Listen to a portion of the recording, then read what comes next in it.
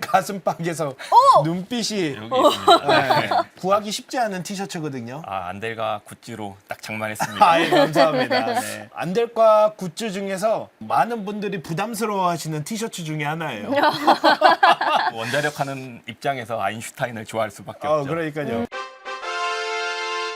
인사할 시간도 많습니다. 여러분의 시간을 낭비해드릴 느리지만 쿨한 과학. 랩미팅입니다. 반갑습니다, 교수님들. 반갑습니다. 반갑습니다. 저희가 또 멋진 박사님을 모셨습니다.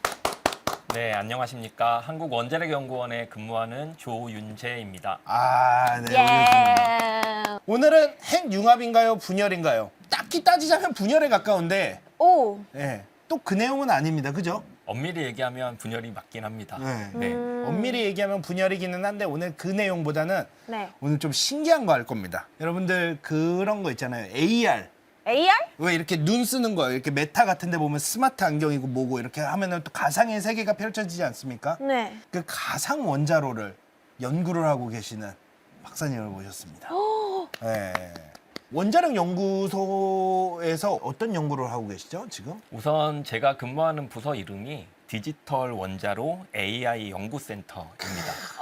AI가 이제는 어디든 빠질 수가 없어요. 그러네요. 필수네요. 맞아요. 컴퓨터 자원을 사용하는 연구에서 네. AI가 빠지면 섭하죠, 요새는. 네. 디지털 원자로에 대해서 말씀드리자면 사실 가상 원자로의 다른 말이기도 하고요. 네. 그 디지털 전산 공간 안에 실제 원자로를 구현해서 실제 실험으로 하지 못하거나 아니면 너무 비싸서 하기 어려운 실험들을 전산 공간에서 하기도 하고 설계할 때 가상 공간에서 먼저 해서 이 원자로가 안전한지 알아보기도 하고 그렇게 설계된 원자로를 가상 공간에 구현한 다음에 이런저런 운전을 해서 최적의 운전 경로를 찾기도 하고 그런 데 사용하는 것이 가상 원자로가 됩니다. 이게 어떤 느낌이냐면은 매트리스 보셨습니까? 매트리스 1에 보면은 딱 니오가 맨 처음에 모피언스한테 교육을 받을 때 뭐가 쫙 펼쳐지면서 싸움 훈련 받잖아요. 약간 그런 느낌이라고 볼 수 있을까요? 네, 그런 게 이제 가상 공간인데요. 네. 아까 초반에 말씀해주신 AR, VR 같은 헤드 마운티드 이런 기어들을 쓰고 가상 공간에서 실제로 볼 수도 있고요. 근데 항상 일을 할 때 그런 기어를 쓰고 있는 건 아니고 물론 이제 모니터를 보면서 일을 할 수 있는 기능도 있죠. 디지털 트윈이 맞습니다. 전문적인 용어로 그런 용어를 쓰죠. 그래서 오늘 그 이야기를 해 주실 것 같은데 본격적으로 오늘 이야기 한번 시작해 보도록 하겠습니다. 유! 아이언맨. 그 아이언맨 영화를 보시면 네. 주인공인 토니 스타크를 돕는 조연들이 많이 나옵니다. 그렇죠. 혹시 네. 기억하는 이름 있으세요? 그 여자 페퍼. 누구지? 네. 페퍼. 네. 페퍼포츠. 맞습니다. 네. 페퍼포츠. 유능한 비서인 페퍼포츠가 있었고 예. 또 가장 인간적이었던 해피 아저씨도 있었죠. 네, 아, 맞아요. 기억하시죠? 네. 하지만 제가 좋아했던 조연은 자비스라는 나오네요. AI입니다. 자비스. 프라이데이 다 기억하시죠? 그러네요. 이야. 역시 자비스.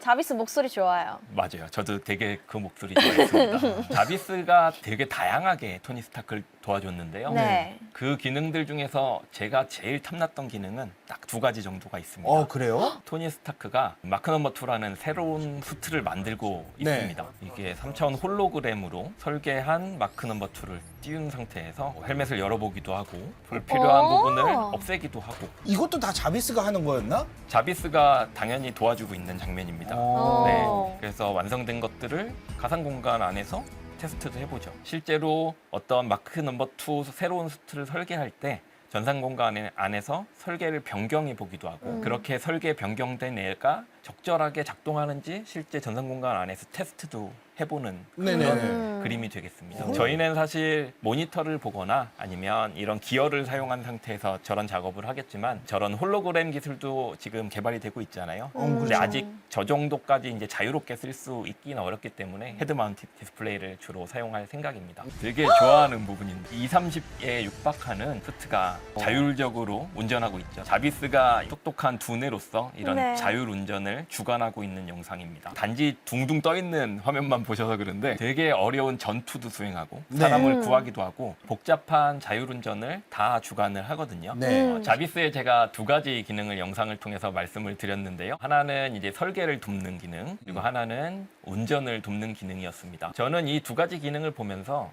원자력을 공부하는 사람으로서 자비스와 같은 똑똑한 프로그램이 소프트웨어가 우리에게 있었다면 원자로를 설계하거나 아니면 원자로를 운전하는데 얼마나 큰 도움이 될까라는 생각을 하게 됐어요. 설계를 효율적으로 빠르게 할 수도 있고요. 네. 더욱더 안전한 원자로를 설계할 수도 있고 운전하는데도 도움을 많이 받을 수 있겠죠. 네. 최근에 이렇게 원자력이 이슈가 되고 있는데 그 이유를 간단히 먼저 설명을 드려보고 싶어요. 많이들 들으셨겠지만 최근 데이터 센터가 세계적으로 엄청나게 증설되고 있습니다. 맞아요. 네. 진짜 전기 수요가 엄청나게 늘어나고 있죠. 지금 보시는 그래프도 사실 크게 잡지 않은 건데 최근에 나오는 다른 조사들을 보면 미래 전기 수요 예측량이 진짜 어마어마하게 증가하고 있습니다. 그래서 이렇게 전기 수요는 늘어나는데 기후 위기나 넷제로 같은 걸 함께 생각하면 기존의 화석 연료를 계속 사용하기는 어렵고 그래서 그 대안으로 세계적으로 신재생 에너지를 많이 확충하고 있습니다. 근데 이 신재생 에너지만으로는 이렇게 빠르게 증가하는 전력 수요를 감당하기 어렵기 때문에 많은 국가들이 원자력, 그 중에서도 소형 모듈 원자로라고 부르는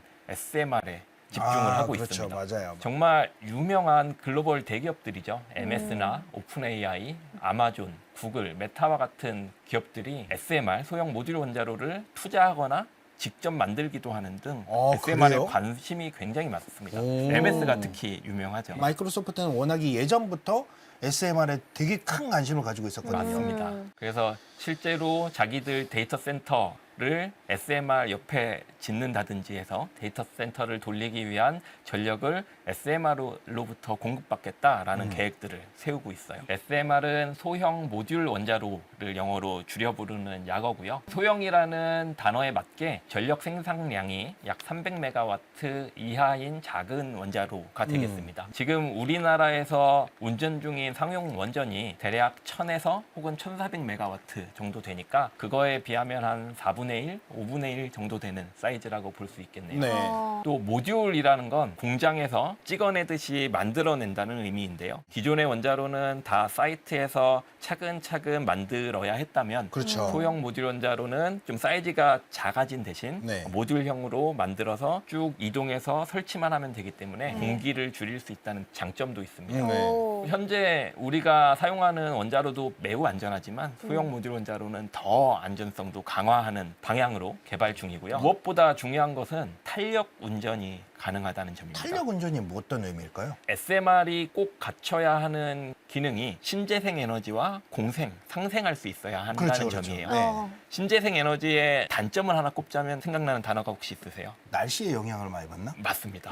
그걸 이제 우리가 간헐성이라고 부르는데요. 네네네. 태양광 같은 경우는 날씨가 나쁘면 전력 생산량이 떨어지기도 그렇죠. 하고 풍력도 바람이 안 불면 그쵸. 떨어지거든요. 네, 맞아요. 그렇게 신재생 에너지가 전력을 생산하지 못할 때 백업해 줄 수 있는 전원이 필요하게 됩니다. 그렇게 신재생 에너지와 함께 보조를 맞추려면 원자력 발전소도 전원을 올렸다 내렸다 자유롭게 할 수 있어야 되거든요. 거기가 부족할 때는 더 출력을 해주고. 그런 것들을 탄력 운전 혹은 유연 운전이라고 불러요. 기존의 아주 큰 규모의 원자력 발전소는 그렇게 빠르게 출력을 높이거나 내리는데 좀 한계가 있었거든요. 그렇죠, 그렇죠. 근데 SMR은 사이즈가 작은 대신 그렇게 탄력 운전이 용이하다는 장점이 있고 오. 설계 단계부터 그런 운전이 가능하도록 설계를 하고 있습니다. 이런 SMR의 장점들로 인해서 세계에서 정말 경쟁적으로 SMR을 개발하고 있습니다. 저렇게 많이 개발하고 있어요? 이게 2022년도에는 한 80여 종으로 조사가 됐었고 우와. 작년 10월에 조사한 바에 따르면 한 68종이 세계적으로 개발되고 있습니다. 근데 개발 수준은 다 달라요. 어떤 것들은 또 몇 년 지나면 페이퍼워크 정도에서 끝나서 없어질 수도 있습니다. 우리나라도 보시면 이제 빨간색으로 제가 강조를 했는데요. 다섯 개나 한 있어요? 5개 정도 종류의 원자로가 개발 중이거나 우와. 이제 미래에 개발할 계획입니다. 저거를 다 한국원자력연구소에서 하고 있나요? 아닙니다. 한국 수력 원자력이나 그리고 향후에 개발된 원자로들은 국가 주도형이 아니라 민간 합작으로 민간에서 주도형으로 개발하는 소형 모듈 원자로 형태들도 있습니다. 오. 세계적으로 경쟁이 치열하기 때문에 우리가 좀 경쟁력 있는 SMR을 빨리 개발해야 되는데요. 어떻게 SMR을 잘 설계할 수 있을까요? 어떻게? 이게 잘하면 됩니다. 최선을 네. 다해서. 최선을 다해서. 제가 원하는 정답입니다. 그럼 어떻게 하면 잘 SMR을 설계할 수 있을지 살펴볼까요? 네. 좋습니다.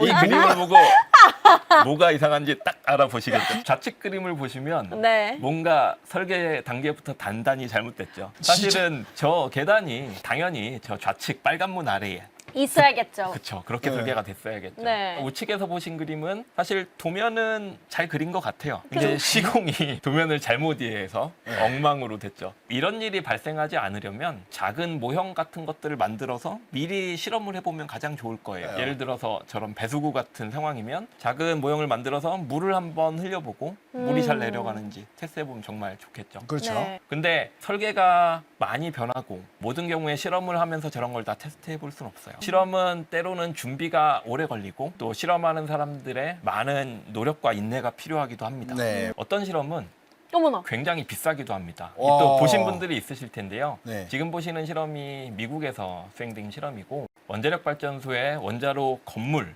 벽이 한 1m 정도 두께가 되는데요. 이 원자력 발전소 건물에 항공기가 충돌했을 때 잘 버티는지를 확인한 실험이 되겠습니다. 딱 봐도 굉장히 비싼 실험이죠. 이렇게 실험이 어렵고 또 비싸기 때문에 요새는 이렇게 전산 해석 프로그램, 즉 컴퓨터 소프트웨어를 이용해서 전산 공간 안에서 다양하게 설계를 해보고 어떤 설계가 좋은지 최적의 설계를 찾는 이런 방식을 취하기도 합니다. 근데 우리가 컴퓨터나 어떤 소프트웨어가 개발되기 전 예전을 생각해 보면 많이들 좋아하셨던 영화 오펜하이머 오펜하이머네요. 주인공이셨던 네. 오펜하이머 박사님입니다. 맨하튼 프로젝트라고 했죠. 영화를 보셨으면 아시겠지만 이 핵폭탄을 설계할 때 어떤 전산 자원의 도움 없이 정말 천재적인 수학자와 물리학자들이 다 손계산으로 계산해서 사실 이 핵폭탄을 예로 들었지만 이 이후에 만들어지는 최초의 원자로도 다 손계산에 의해서 사실 설계가 됐어요. 그렇다면 최초의 원자로는 무엇일까요, 혹시? 이거 했는데.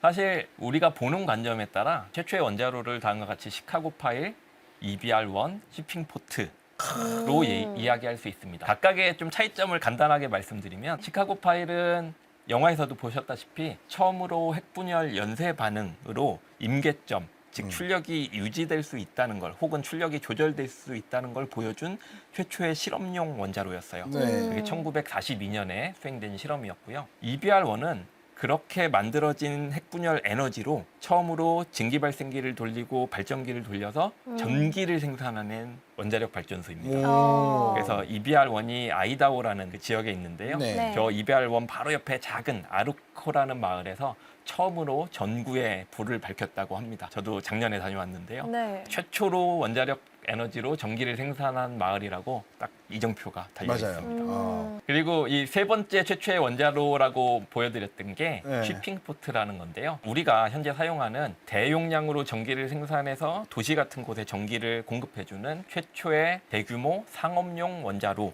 시초를 쉬핑 포트라고 이야기합니다. 이렇게 세 종류의 최초의 원자로에 대해서 설명을 드렸고요. 그럼 과연 처음으로 원자로 설계에 네. 전산해석 프로그램 소프트웨어를 사용한 건 언제일까요? 컴퓨터 프로그램을 사용한 건 쉽게 설명하면 예, 문헌을 보면 약 1955년에 당시에 사용했던 컴퓨터가 유니박이라는 프로그램. 저 때 막 컴퓨터거든요. 애니악 막 이런 거 있을 때 아니에요? 그거는 조금 더 옛날입니다. 아, 그래요? 제가 뒤에서 또 한번 설명을 드릴 텐데. 오. 근데 이때 설계한 원자로는 어떤 상업용 원자로는 아니었고요. 뉴욕 대학에서 작은 실험용 원자로를 설계하는데 컴퓨터 전산 프로그램을 최초로 사용했다라고 오. 문헌이 조사가 됩니다. 생각보다 오래됐네요. 진짜 일찍 썼네요, 생각보다. 일찍 썼죠. 지금 딱 마침 최초의 컴퓨터 말씀을 잘해 주셨는데요. 네. 최초의 컴퓨터는 무엇일까요? 혹시 기억하시는 이름이 있으실까요? 애니악 아닐걸?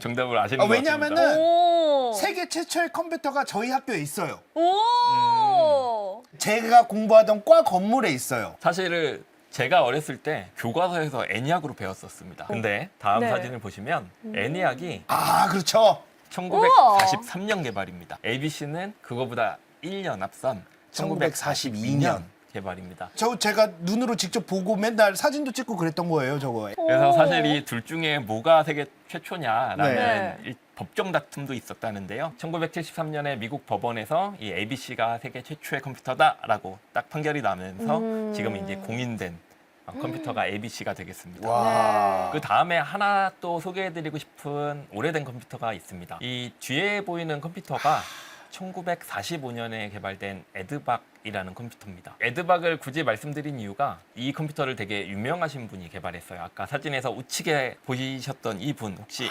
얼굴 알아보시겠나요? 과학하시는 분이라면 정말 익숙할 수밖에 없는. 그렇죠. 그냥 천재, 초천재. 초천재? 어. 누구세요? 폰 노이만. 맞습니다. 네. 폰 노이만. 폰 노이만이 이 현대식 컴퓨터의 구조를 개발하신 분이에요. 맞아요. 프로세서가 있고 메모리가 있고 뭐 네. 출력기가 있고 지금의 컴퓨터 구조잖아요. 네. 이런 구조를 처음 만드신 분이고 그래서 여전히 이 구조를 폰 노이만 구조라고 부릅니다. 네. 그리고 뒤에 보이는 컴퓨터인 에드박이 처음으로 폰 노이만 구조로 개발된 컴퓨터고요. 이 폰 노이만 님이 이후에 뭐 이진법을 처음으로 컴퓨터에 사용하게 했다든가 이야. 아니면 소프트웨어 내장형 컴퓨터를 만들었다든가 컴퓨터 관련해서도 정말 많은 일을 하셨습니다. 네. 초천재네요, 정말. 초천재입니다. 네. 진짜 초천재입니다. 요 다음으로 폰 노이만이 얼마나 천재였는지를 보여주는 일화가 있어요. 같은 헝가리의 과학자 중에 네. 유진 위그너라는 물리학자가 있죠, 있습니다. 있죠. 유진 위그너 아시죠? 있죠. 노벨 네. 물리학상을 네, 수상한 받으신 적도 분인데 1년 1살 많은 선배셨어요. 음. 근데 이분이 노벨 물리학상을 받고 그 이후에 인터뷰를 하게 되는데 네. 이런 질문을 받으셨다고 해요. 헝가리에 유독 천재가 많은 것 같은데 왜 그럴지 혹시 생각나는 게 있으세요? 했더니 네. 그때 한 답이 진정한 천재는 폰 노이만 한 명뿐이다 라고 답변을 하셨다고 해요.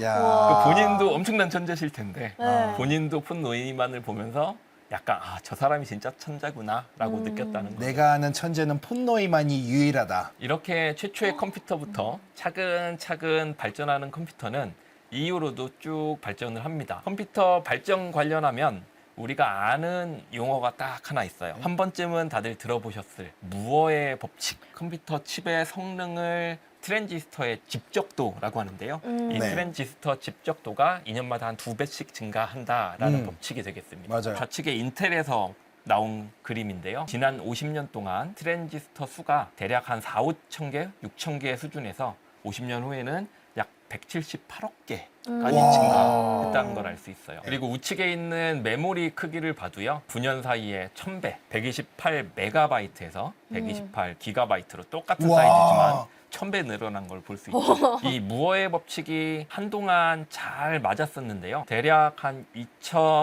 2002년 전후로 무어의 법칙이 깨지기 시작합니다. 어? 지금 여기서 보시는 검은색 라인이 CPU 속도가 증가하는 그림이에요. 저게 무어의 법칙을 거의 따라가는 그림이거든요. 네. 근데 2002년쯤부터 성장하는 속도가 확 느려졌죠. 네. 그래서 이때부터 많은 CPU를 개발하는 칩사들이 하나의 프로세서 안에 들어가는 코어의 수를 증가하는 방향으로 개발 방향을 선회합니다. 야. 듀얼 코어. 하나의 프로세서에 코어가 2개, 4개, 8개 들어가는 어. 그래서 이런 식으로 여전히 컴퓨터는 계속 진화가 되어 왔고요. 어디까지 컴퓨터가 진화되었는지 보고 싶으면 슈퍼컴퓨터를 알아보면 됩니다. 오, 1년에 슈퍼컴퓨터. 2번씩 발표하는 슈퍼컴퓨터 순위입니다. 좌측에서 보시는 그림이 1위부터 10위까지의 슈퍼컴퓨터고요. 작년 11월에 발표된 내용입니다. 최근 거네요. 네, 가장 최근 겁니다. 5월, 4월에 또 한 번 발표가 될 겁니다. 어. 매년 4월, 11월에 발표되거든요. 1위 컴퓨터를 보시면 미국의 엘 캐피탄이라는 슈퍼컴퓨터고요. 이 성능을 1742 페타플롭스라고 얘기하거든요. 페타라는 단어는 10의 12승이라는 네. 단어인 걸 아실 거고 이 플롭스가 의미하는 게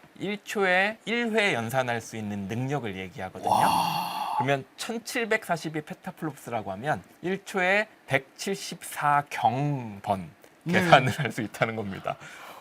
조 다음에 경 넘어가는 거거든요. 와. 거의 상상이 안 되는 숫자죠. 어마어마하네요, 진짜로. 어마어마하죠. 와. 지금의 슈퍼컴퓨터의 성능이 여기까지 왔습니다. 이 그림을 보면 좀 아쉬운 점이 있죠. 우리나라. 네, 10위 안에 우리나라고 태극기가 보이지 않습니다. 우리나라는 어디에 위치하는지 제가 조사를 해봤는데 한 40위에서 63위 사이에 4개의 우리나라 컴퓨터가 있습니다. 어디 보자. 어. 네이버, 카카오, 삼성, SK. 딱 우리가 예상할 만한 그런 네. 것들이죠. 지금 현재 상황은 좀 아쉽지만 우리나라 국가 컴퓨터를 구축하는 키스티 국가과학기술정보연구원에서 슈퍼컴퓨터 6호기를 구축 중이거든요. 네.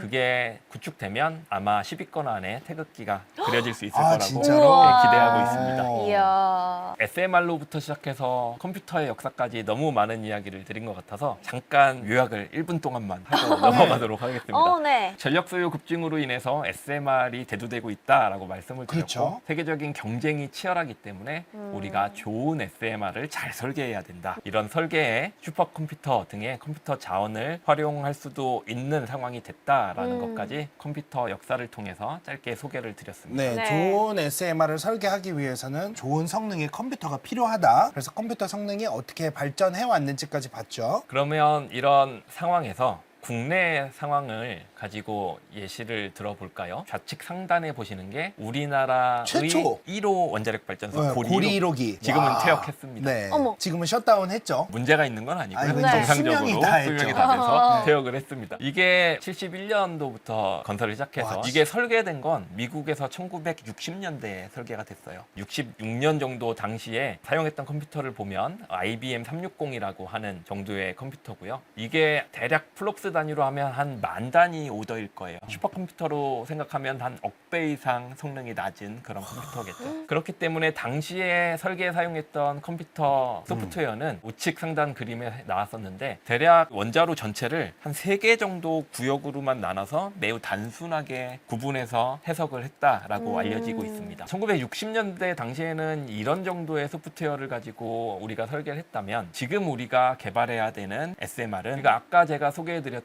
174경 번 계산을 할 수 있는 수준의 슈퍼컴퓨터까지 사용할 수 있는 이런 상황에서 우리가 어떤 소프트웨어를 개발해서 설계에 사용하면 좋을까요? 그 내용을 말씀드리는 게 네. 오늘의 제 주요 주제가 되겠습니다. 네. 지금 질문 주셨는데 원자력 발전소는 왜 수명이 존재하냐라고 했는데 이것도 저희가 한번 다룬 적이 있습니다. 일단은 구조물의 노화가 가장 큰 거고요. 그다음에 그 당시에 기준하고 이제는 더 안전성이 추구가 되면서 지금의 기준이 조금씩 달라지죠. 거기 기준에 맞추려고 하니까 이걸 계속 이제 보완도 해야 되고 또 유지 보수도 해야 되고 그러다 보니까 경제성이 운용하는 것보다 더 떨어지게 되는 거죠. 네. 그러다 보니까 이제 퇴역을 시키게 되는 겁니다. 네, 부서지거나 피로가 있거나 뭐 이런다기보다는 안정적인 상태에서 퇴역을 시킨다고 보시면 돼요. 막 방사능이 흘러나오고 이런 건 아니에요. 물론 아니죠. 지금 네. 설명해 주신 내용이 당연히 다 맞는 말씀이고요. 네. 근데 만약에 뭐 원자로 용기나 어떤 부분이 노후화돼서 한번 교체를 해야겠다 싶으면 그 부분을 교체해서 수명 연장을 해서 계속 운전을 할 수도 있습니다. 네. 이 미국에서도 이렇게 연장해서 많이 운전을 하고 있고요. 우리나라도 지금 계속 그렇게 해서 연장해서 쓰는 노형이 거 있죠. 네. 네. 다시 이제 본론으로 들어가 보면 이렇게 현재 상황에서 우리가 SMR 설계나 운전에 사용할 수 있는 그런 컴퓨터 프로그램에 대해서 말씀을 드렸는데요. 네. 네. 그 답으로 아까 서두에 말씀드린 가상 원자로를 개발해야겠다라는 게 저희 연구 그룹에서 내린 결론이고 지금 진행하고 있는 연구 내용입니다. 왜냐면은 계속해서 뭔가를 만들고 거기서 실험을 해볼 수가 없으니까 쉽게 생각하면 시뮬레이션을 돌려보는 거죠. 컴퓨터 성능이 우수해졌으니까. 네. 맞습니다. 네. 과거에는 못했던 더 정밀하고 더 높은 컴퓨터 자원을 필요로 하는 해석들을 할 수 있게 됐거든요. 그렇죠. 저희가 이 가상 원자로의 이름을 VSMR이라고 붙였어요. 네. 왜냐하면 지금 우리가 개발하고자 집중하고 있는 게 SMR 소형 모듈 원자로고 이 SMR을 개발하는데 활용을 하겠다라는 의미로 저렇게 버추얼 SMR, VSMR이라고 이름을 붙였고요. 아래 그림에서 보시는 바와 같이 가상 원자로를 통해서 원자로 설계 및 운전에 활용을 하겠다라는 게 가상 원자로의 주요 목표가 되겠습니다. 그렇다면 우리가 어떻게 하면 좋은 가상 원자로를 만들까라는 생각을 해봤을 때 이 정답에 대한 힌트를 다음 그림을 통해서 한번 얻어볼까 하는데요. F1? 알아보시네요. 네. 혹시 인물도 알아보시겠나요? 알아보진 못하겠는데 대충 때려 맞춰서 느낌은 와요. 왜냐하면 사실 그렇죠, F1 슈마허. 레이서 중에 이름 아는 게 사실 저도 무난합니다. 미하엘 슈마허. 맞아요. 정말 유명한 분이죠. 네. 모두 네. 다 아시죠. 이 그림을 보고 제가 생각했던 건 뭐냐면 만약에 슈마허가 네. 옆에 보이는 저런 슈퍼카가 아니고 경운기 같은 걸 몰았다면 F1에서 우승할 수 있었을까요? 경기는 F1은 안 되죠. 절대 안 되죠. 반대로 저 슈퍼카를 우리와 같은 일반인이 가서 운전했다면 우승할 수 있었을까요? 그건 모르죠. 그렇죠. 나도 나도 그렇게 말하려고 그랬어. 이거 잘하면 어떡해요? 내가 물어보지 않았는데 내가 소질이 있을 수 있어. 제가 아직 발견 못했을 수도 있잖아요. 나 베스트 드라이버일 수도 있거든. 제가 아주 스피드를 즐기는 완전 그런 사람일 수도 운전면허 있는 있어요? 거죠. 없어요. 그러면 안 되죠. 뭐야? 사실 방금 제가 들은 예시에서 드리고 싶었던 말씀은 네. 정말 최고의 성능을 뽑기 위해서는 하드웨어와 소프트웨어의 조화, 시너지가 매우 중요하다라는 소프트웨어가 말씀을 슈마어인가요? 그렇죠. 하드웨어를 관장하는 어. 운전을 하는 소프트웨어가 슈머라고 제가 비유를 드린 겁니다. 가상원자로가 현재의 슈퍼컴퓨터나 컴퓨터 성능을 잘 활용할 수 있는 형태로 소프트웨어적으로 개발이 되어야 한다라는 의미의 그림입니다. 5호기 이름이 누리온인가요? 맞습니다. 누리는 안 들어가는 게 없네. 다누리, 누리오, 누리온. 나우누리.